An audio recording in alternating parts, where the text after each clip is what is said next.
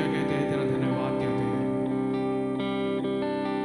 Hallelujah, तेरी स्तुति महिमा प्रशंसा करते हैं। तू ही धन्यवाद के योग्य है, तू ही स्तुति के योग्य है, तू ही सारे आदर के योग्य है। दूतों की स्तुति परमेश्वर तेरी ही है, लेकिन परमेश्वर तू हमारे हृदय को जांचता है, परखता है, इसलिए तेरा धन्यवाद। फिर से आज इस दिन के समय परमेश्वर ये सुंदर दिन हमें दिया कि हम एक साथ मिलकर आके तेरे नाम की आराधना कर सके, तेरे नाम का गुण गा सके, इसलिए हम तेरा बहुत बहुत धन्यवाद करते हैं। तेरी स्तुति महिमा प्रशंसा करना परमेश्वर हमारे लिए कितना ही अच्छा फला है, तेरा धन्यवाद करते हैं। सारा आदर जलाल महिमा तुझे को देते हैं।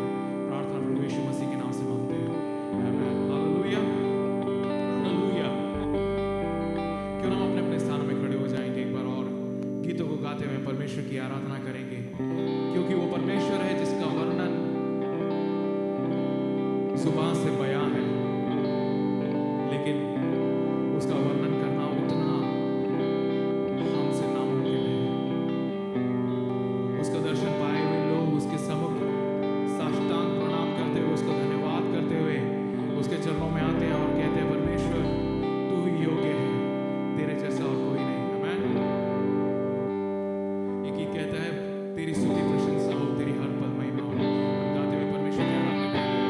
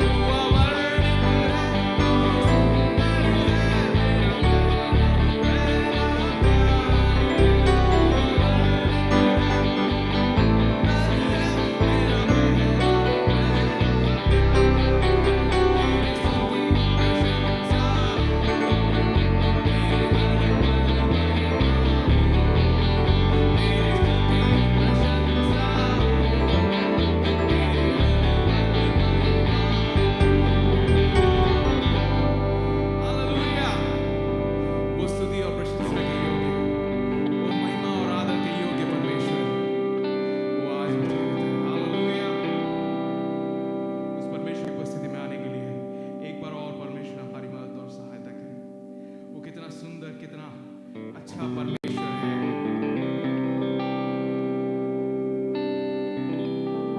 इसे नबी कहता है, जिस प्रकार उसके कोड़े खाने से हमने चंगाई पाई है, उसकी पीठों को धारियों समान चीरा गया।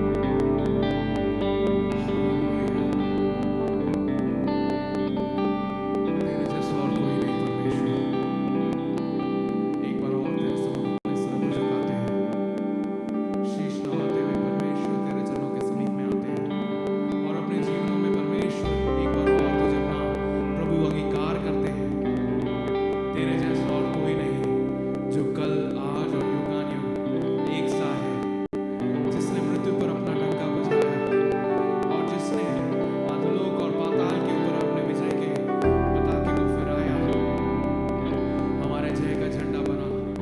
हमें जय में लिए चलने वाले उस परमेश्वर को एक बार और हम धन्यवाद कहते हैं। हमसे प्रेम किए हुए उस परमेश्वर को एक बार और हम धन्यवाद कहते हैं। तेरा आदर करते हैं परमेश्वर, तेरा स्वागत करते हैं। हमारे बीच में आप विराजमान हो। तेरी स्तुतियों के परमेश्वर, अपने भक्तों की स्तुतियों के विराजमान होने वाले परमेश्वर, तेरा एक बार और हम आमंत्रित करते हैं। हमारे बीच में आ, हमारे बीच में चल फिर और अपनी इच्छा के अनुसार हमें चला। तेरी आत्मा हमसे बातचीत करने पाए। जिस मार्ग में हमें जाना है परमेश्वर, हमारी अगुवाई कर। परमेश्वर अपनी इच्छा के अनुसार हमें चला। हमारी आराधना तुझे ग्रहण योग्य हो। सारा आदर जलाल तुझे को यीशु नासरी के नाम से मांगते हैं। आमीन आमीन। अपने स्थान में बैठ जाइएगा। परमेश्वर आप सभी को आशीष दे।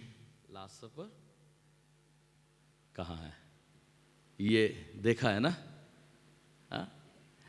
ऐसा कहा जाता, इसका जो कलाकार है वो कौन है पता है? हाँ, डाविंची, या लियोनार्डो डाविंची। ऐसा कहा जाता है, मुझे नहीं पता ये हकीकत है या नहीं, पर ऐसा कहा जाता है कि इसके ये चित्र की रचना के लिए वो हर एक जो चरित्र इसमें दिए गए हैं, जिसको दर्शाया गया है, हर एक को बनाने के लिए वो एक एक इंसान को मार्केट प्लेस में जाता था और देखता था ये मत्ती के लिए सही है, ये यूहन्ना के लिए सही है। ऐसे कर कर एक एक व्यक्ति को लेकर, जिसके चेहरे से उन स्वभावों को या उसके जो बाइबल में जो उनके बारे में जो लिखा है, उस जो बातें झलकती थी उसको देखकर उस व्यक्ति को सामने बिठाता था और कहता था ओके, मैं आपका चित्र इस व्यक्ति के लिए बनाना चाहता हूँ। बहुत सारे लोग आए, बहुत सारे लोगों को देखा, बहुत सारे लोग आसपास गए और बड़ा मुश्किल वाला काम था उसके लिए। कहा जाता है कि काफ़ी साल लगाकर उसने ये चित्र को कंप्लीट किया और बहुत सारे लोग आए। तो पहले यीशु मसीह के लिए जो चरित्र देखा, उसको देखा, यीशु जैसा दिखता है वो आया। उसके बाद मत्ती आया, उसके बाद फिलिप आया, बहुत सारे लोग आए। पर उसको काफ़ी समय बीतने के बाद एक व्यक्ति का चरित्र ड्रॉ करने के लिए उसे नहीं मिला। आप अनुमान लगा सकते हैं कौन होगा वो? हाँ, यहूदा। उसको यूदा जैसा कोई दिखा नहीं, या यूदा जैसा उसके जो कैरेक्टर है उसका मुंह से झलकने वाला कोई व्यक्ति दिखा नहीं। सालों बीत गए, आखिर में एक व्यक्ति वो मिल गया। एक व्यक्ति को उसने देखा, भैया मैं ढूंढ रहा था ऐसे एक व्यक्ति के लिए जो यूदा जैसा दिख रहा है, जो जिससे मेरा पिक्चर कंप्लीट हो। उसने बुलाया वो स्टूडियो पर, जहाँ पर उसका स्टूडियो था वहाँ पर बिठाया और वो जैसे ही उस व्यक्ति को उसका चित्रीकरण कर रहा था, ये व्यक्ति फूट फूट कर रोने लगा। ये बोला, डाविंची बोला, अरे शायद उसको बुरा लगा कि मैं उसको यूदा जैसा देखता हूँ। हाँ, शायद उसको बुरा लग रहा हो कि उसका वो यूदा जैसा दिखता है। तो वो बोला, अरे भैया क्यों, आप क्यों रो रहे हैं? मैं सिर्फ एक कला है, उसके लिए मैं आपको चित्र और आपकी उस रूपरेखा को देखकर यूदा जैसा बस बनाना चाहता हूं। वो व्यक्ति और फूट फूटते रोते रोते आवाज में बोला, डाविंची आप, मैं इसलिए नहीं रो रहा हूं कि मुझ में से यूदा दिखता है। जब सालों पहले आपने इस पिक्चर का शुरुआत किया था, मैं हूं वो यीशु मसीह जो आपने ड्रॉ किया है। मैं ही वो व्यक्ति हूं जिसके लिए सालों पहले मुझ में से यीशु दिखता था, आज मुझ में आपको यूदा दिखता है। सवाल हम में से सबको यह है, हम में से कौन रिफ्लेक्ट होता है? मेरे और आपके जीवन में से क्या यीशु मसीह रिफ्लेक्ट होते हैं? क्या यीशु मसीह की परछाई लोग देखते हैं? क्या यीशु मसीह, लोग जब मुझे और आपको देखते हैं, मेरे और आपके चाल चलन को देखते हैं, मेरे और आपकी जब बोली को सुनते हैं, क्या वो यीशु मसीह को देख पाते हैं? उसके 11 से 17 वचनों को जब हम पढ़ते हैं, वहाँ पर पतरस बड़े एक विश्वासी कैसा होना चाहिए, अगर हम उसको पढ़ते तो हमारे जीवन में जब हम बोलते हैं कि हम मसीह है, जब हम बोलते हैं कि हम मसीह के चेले हैं, विश्वासी है, मेरे और आपके जीवन में कैसे हाव भाव होने चाहिए उसके बारे में यहाँ पे लिखा है। इसके कॉन्टेक्स्ट में हम देखें तो बहुत अलग अलग व्यक्तियों के लिए लिखा है कर देखते हैं, पर ये व्यक्तियों के सारे कैरेक्टर हमारे मसीहों में, हम जिस पृथ्वी पर रहते हैं, हमारे जिंदगियों में इसको हम देख पाते हैं। पहली बात वो जो सबसे पहली बात वो कहता है कि एक मसीह अपने देह की इच्छाओं से दूर भागना चाहिए। अपने देह की जो अभिलाषाएं हैं उससे एक व्यक्ति को, एक मसीह को दूर रहना चाहिए।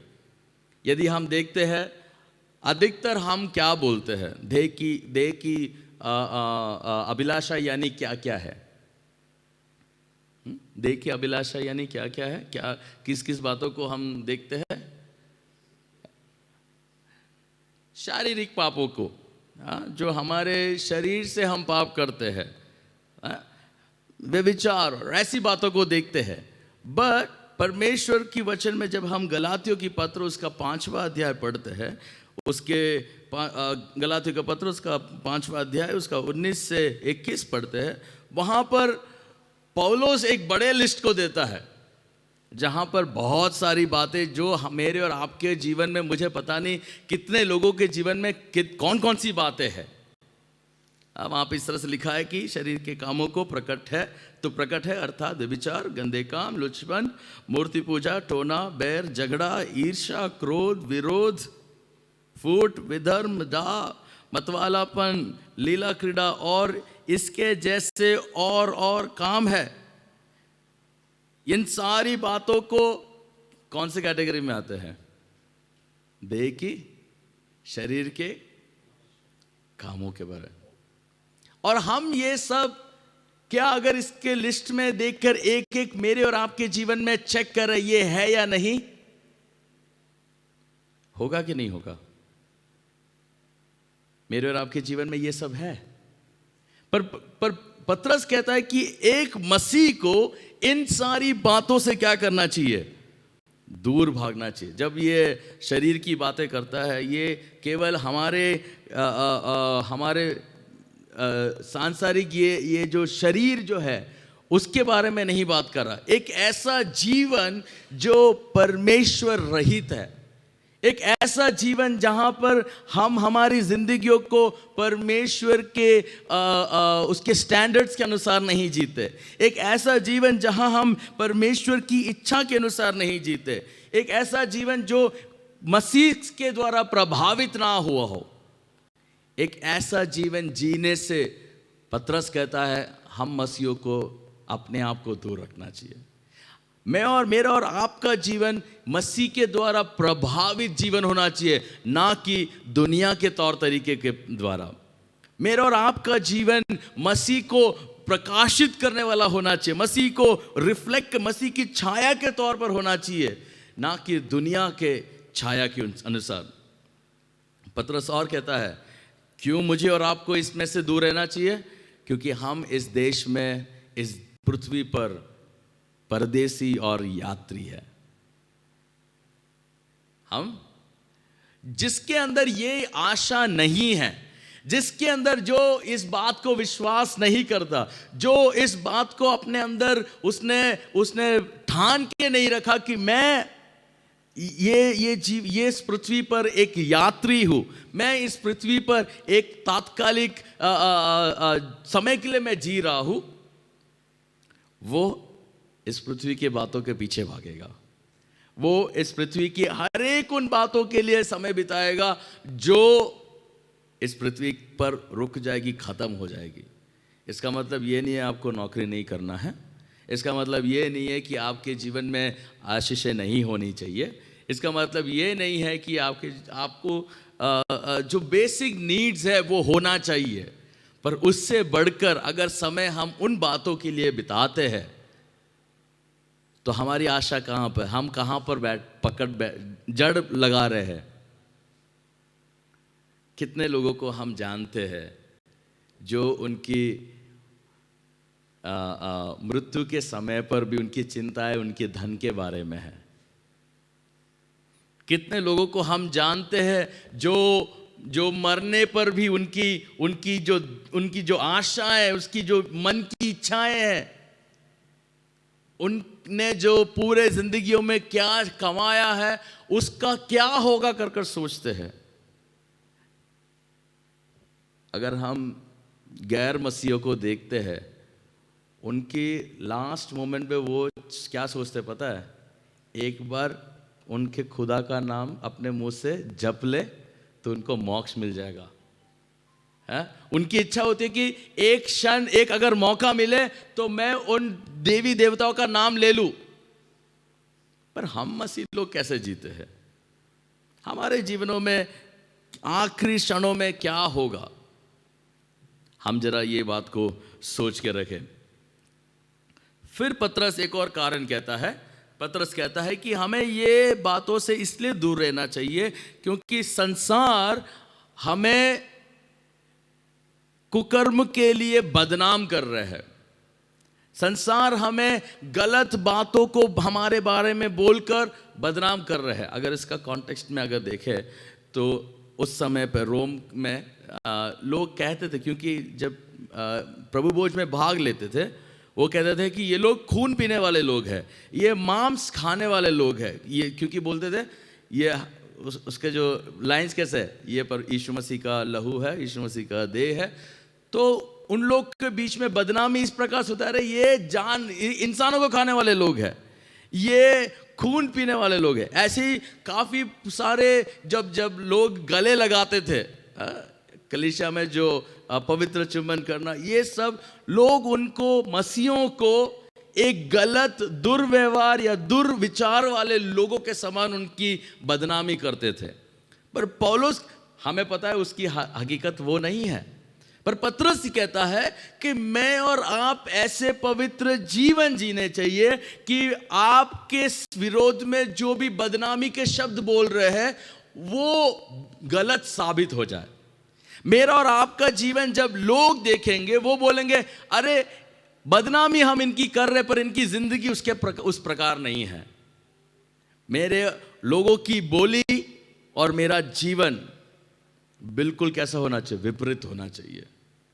हम आज जरा सोच कर देखें, मेरे और आपके बारे में जो कुछ भी लोग बोलते हैं, जो कुछ भी मेरे और आपके बारे में लोग बदनामी करते हैं, या दुनिया वाले मेरे और आपके या हमारे कलीसिया के बारे में, कलीसिया नहीं सिर्फ WCC नहीं, कलीसिया परमेश्वर की कलीसिया के बारे में जो भी बात गलत बोल रहे हैं, उसका मुंह तोड़ जवाब मेरा और आपका जीवन है या नहीं? हम कोर्ट पे जाके साबित करने की बात नहीं कर रहे। लोग मुझे और आपके जीवन को देखकर बोलना चाहिए हमारा एलिगेशंस गलत है, हमारा एक्यूजेशंस गलत है। और फिर उसके जब आगे हम पढ़ते कि एक ऐसा जीवन जीना जो असली मसीहत को लोगों के सामने रखते हैं। हम में से कितने लोग विज्ञापनों को देखकर प्रोडक्ट्स खरीदते हैं? कितने लोग एडवर्टाइजमेंट देखकर प्रोडक्ट खरीदते हैं? कोई नहीं खरीदता। अधिकतर लोग एड्स देख के ही प्रोडक्ट खरीदते हैं। और आजकल जो टेक्नोलॉजी इतना बढ़ गया है कि मैं एक बात मेरे घर में बोलूं, मेरा मोबाइल से वो सुनते हैं और मेरे नेक्स्ट ब्राउजिंग में क्या होता है, उसी चीज़ों के एड्स प्रमोट करते हैं। हम हमारे डिसीजन मेकिंग में aids it plays a big role, है ना। सवाल यह है कि मैं और आप मसीह के विज्ञापन है कि नहीं? मैं और आप मसीहत के विज्ञापन है कि नहीं? जब दुनिया वाले देखते हैं, क्या एक ऐसा मसीहत मैं और आप प्रदर्शित करते हैं जिसको देखकर लोग बोले ये मेरे जीवन में होना चाहिए? ऐसा एक जीवन मैं चाहता हूं, ऐसा एक परमेश्वर मैं चाहता हूं, एक परमेश्वर जो व्यक्तिगत है, एक परमेश्वर जो मेरे करीब रहता है, एक परमेश्वर जो मेरे हर एक बातों में मेरे साथ रहकर मुझे मदद करता है।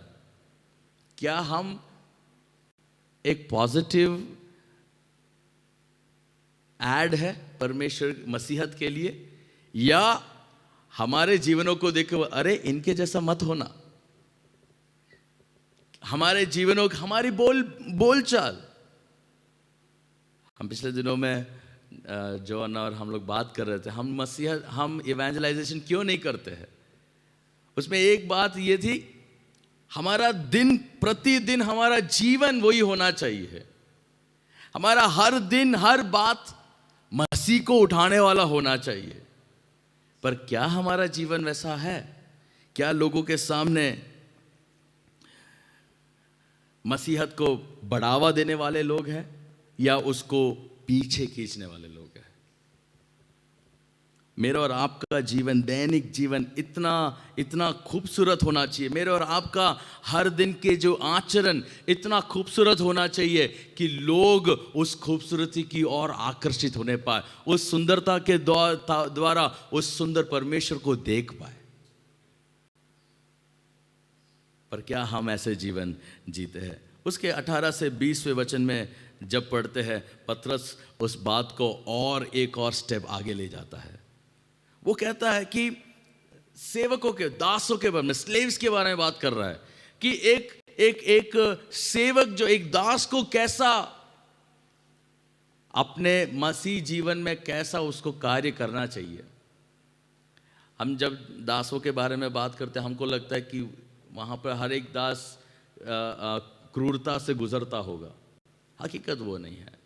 पर कुछ दास लोग थे, मैं जिस कमेंट्री को मैं रेफर कर रहा था, वहाँ पे इस तरह से लिखा है कि दास केवल घर काम के लिए नहीं, वहाँ पर हर एक जॉब्स के लिए रोम में दासों को रखा जाता है। डॉक्टर्स भी वहाँ पे स्लेव्स थे, इंजीनियर्स भी स्लेव्स थे, क्योंकि वो हर एक देशों को जहाँ से जिस पर उसने चढ़ावा किया, वहाँ पर विजय प्राप्त किया, वहाँ के जो अच्छे अच्छे लोग हैं वो लोग क्या करते थे, उनको लाकर, जैसे हम दानियल को देखते हैं, शद्रक मेशक अबेदनगो को देखते हैं, जो जानकार थे, जो बुद्धिमान थे, उनको क्या करते हैं, वो अलग अलग बड़े बड़े स्थानों पर रखते हैं। पर at the end of the day वो लोग क्या है, गुलाम है वो।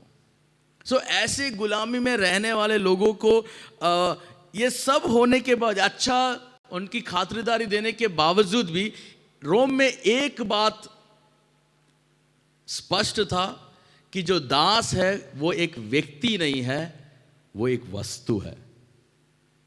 जैसे हम खेती के लिए 3 चीजें इस्तेमाल होती है, 3 बातें वहां पर रोम में इस्तेमाल होते हैं। एक तो व्यक्त वस्तुएं, अव्यक्त वस्तुएं और मुख्य वस्तुएं। यानी व्यक्त वस्तुएं यानी इंसान, वस्तु के तौर पर उसे इंसान जो बोल सकता है, अपने आप को व्यक्त कर सकता है। अव्यक्त वस्तु है यानी वो चीजें, वो वस्तुएं जो अपने बारे में बोल नहीं सकते, पर वो उनकी बोलने की क्षमता है। कौन है? जानवर। और मुख्य यानी म्यूट वस्तुएं, वो क्या है? जो वाहनों को इस्तेमाल करते हैं या जो औजारों को, टूल्स जो इस्तेमाल करते हैं, इन तीनों का एक ही दर्जा है। कौन क्या है? वस्तु है। स्लेव्स जो गुलाम है वो क्या है? व्यक्त वस्तु है।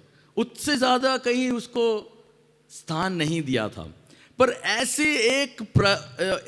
एक परंपरा में या ऐसी एक हालात में मसीहत वहां पर आता है जो कहता है सब एक जैसे है।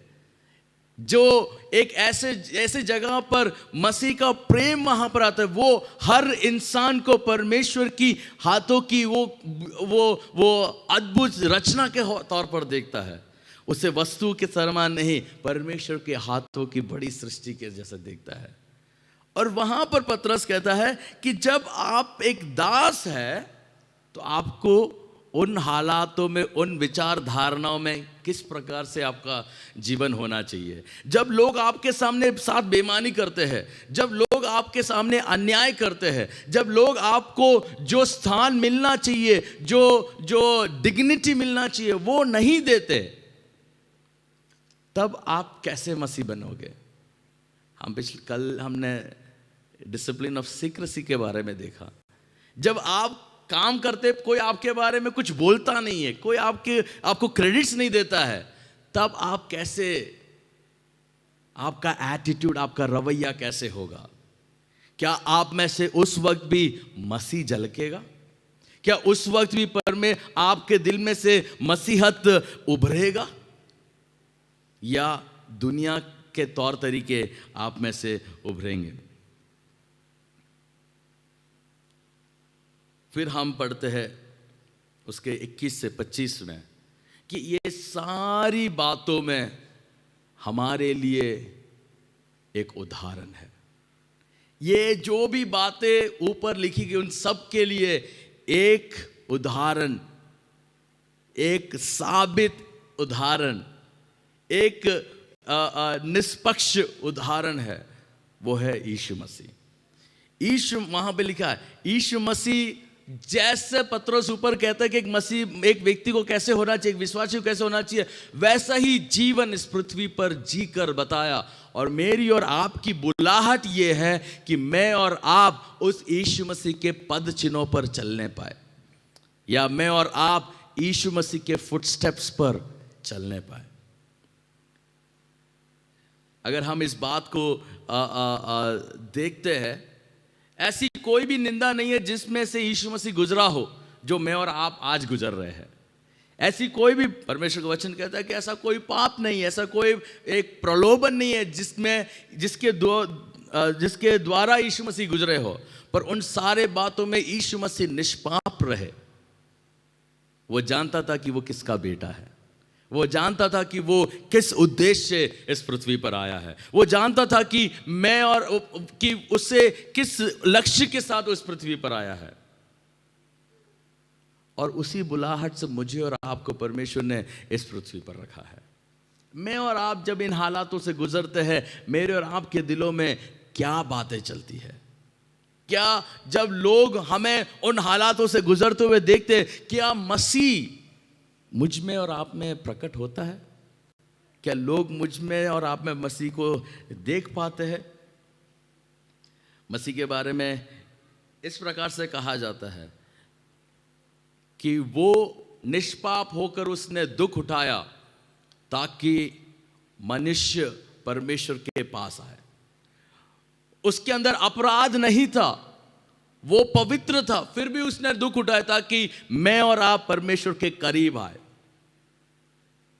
उसके बाद इस प्रकार से है, मेरी और आपकी जिम्मेदारी ये है, मैं और आप इन अन्यायों का सामना करें, मैं और आप इस पृथ्वी पर दुख उठाए ताकि मेरे और आपके जीवन के द्वारा वो लोग जो मसीह को नहीं जानते वो परमेश्वर के पास आए। मेरी और आपके ऊपर बड़ी एक जिम्मेदारी है। जिस प्रकार से हम बच्चों को ABCD लिखने के लिए मदद करते हैं ना, उस ऑलरेडी डॉट्स दिए होते हैं, उनसे क्या कहते हैं हम? उसे उसके ऊपर लकीर बनाए। यीशु मसीह भी वही कहता है, मैंने ऑलरेडी इन रास्तों से चला है, मुझे उसमें फॉलो करो, मुझे उस बातों में, मेरे पद चिन्हों पर चलो। एक आखिरी बात बोलकर मैं बैठना चाहूंगा। यहां पर पतरस कहता है कि ये सारे बातों में से जब आप गुजर रहे हो, ये सारे हालातों से जब आपके जीवन में मसीहत के लिए जब आप खड़े होंगे, आपके जीवन में दुख होगा, क्योंकि दुनिया नहीं चाहती, क्योंकि आप जब मसीह के लिए खड़े रहते, आप दुनिया के विपरीत खड़े हैं। आप वो जो भीड़ है उसके विरोध में आपका चलन है, तो आपको दुख होगा, निंदा होगा, लोग आपको तिरस्कार करेंगे, लोग आपको तुच्छ गिनेंगे, लोग आपको नीचा दिखाएंगे, आपके भले काम के लिए आपकी वाहवाह करने के बजाय आपको और नीचा दिखाएंगे। पर परमेश्वर कहता है इन सारी बातों को लेकर चिंता ना करो, क्योंकि आप किसके पास आए हो? उस अच्छे चरवाह के पास, उस अच्छे उद्धारक के पास, उस अच्छे रक्षक के पास, जो हमारी आत्माओं को रक्षण करता है। तो यीशु मसीह के बारे में उसके 25वें वचनों में जब हम देखते हैं, वहाँ कहते हैं कि हम किसके पास आए हैं? हम भटकी हुई भेड़ों के समान थे, पर अब हमने अपने प्राणों के रखवाले और अध्यक्ष के पास हम लौट आए हैं। जब मैं और आप परमेश्वर के हाथों में अपना जीवन को समर्पण करते हैं, जब मैं और आप मसीह के जैसा जीवन जीने के लिए कोशिश करते हैं, जब मैं और आप डेलिबरेटली और इंटेंशनली एक कदम उठाते हैं, नेचुरली ये कदम नहीं आएगा।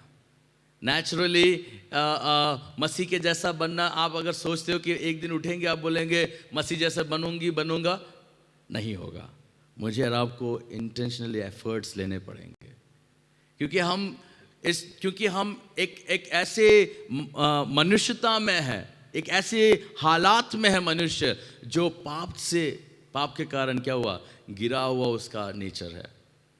वहाँ से परमेश्वर हमसे चाहता है कि हम उठ कर आए, उभर के आए, ताकि मेरे और आपके जीवन को देख के बोल सके ये मसीह जैसा है, ताकि मेरे और आपके चाल चलन को देख के बोल सके ये मसीह के जैसा चाल चलन उसके, ताकि मेरे और आपके बोली को देखकर बोल सके कि ये। दुख की बात ये है, बहुत सारे ऐसे विश्वासियां हैं जो गाली बोलते हैं। दुख की बात ये है कि बहुत सारे ऐसे विश्वासियां हैं जो गलत राहों में चलते हैं। दुख की बात यह है, बहुत सारे विश्वासियां हैं जो उनके सोच विचार ही गलत है। हम किसको हमारे जीवन के द्वारा प्रदर्शित करते हैं? क्या मसीह मेरे और आपके जीवन के द्वारा प्रदर्शित करता है? जहां पर वचन कहता है कि वो रखवाला हमारी देखभाल करेगा, वो हम पर नजर लगाए रखे हुए है।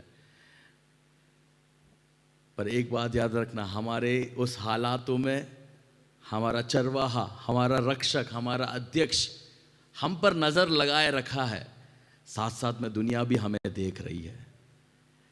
दुनिया भी, हम बोलते संडे को सफेद सफेद पहन के चाहते, ये लोग बड़े पवित्र लोग हैं, पर मंडे टू सैटरडे दुनिया हमें देखती है कि क्या हमारे अंदर एक पवित्रता की एक झलक भी है कि नहीं है।